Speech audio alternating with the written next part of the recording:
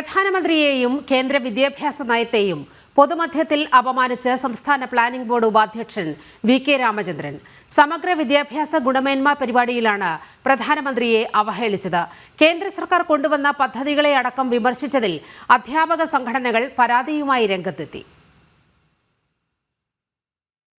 പ്രധാനമന്ത്രി നരേന്ദ്രമോദിയെയും കേന്ദ്ര വിദ്യാഭ്യാസ നയത്തെയും അതിരൂക്ഷമായാണ് കേരള പ്ലാനിംഗ് ബോർഡ് ഉപാധ്യക്ഷൻ വി.കെ. രാമചന്ദ്രൻ വിമർശിക്കുന്നത്.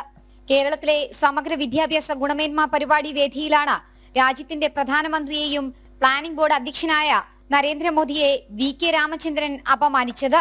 When the person who occupies the highest elected office in the country says that thousands of years ago there was plastic surgery and Gadapathi's plastic surgery, when people who are in charge of educational institutions say that there was internet in the Mahabharata, this is the kind of assault that is being made on rationalism and on scientific thinking.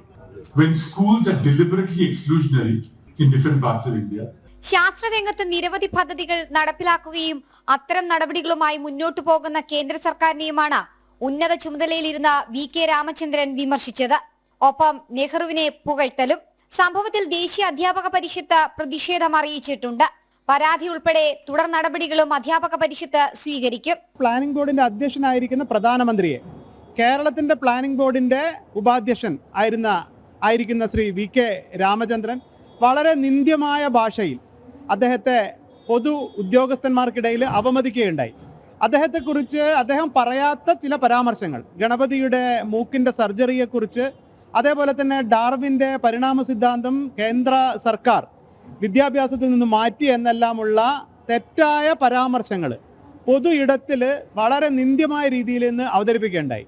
ഭാരതത്തിൻ്റെ ആദരണീയനായ പ്രധാനമന്ത്രി അദ്ദേഹത്തിന് scientific temper ഇല്ല എന്ന് അദ്ദേഹം ഇന്ന് പ്രസ്താവിക്കുകയുണ്ടായി.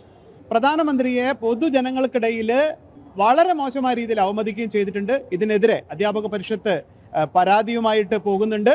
സംഭവത്തിൽ പ്രതിഷേധവും ശക്തമാവുകയാണ്. ജനം, തിരുവനന്തപുരം.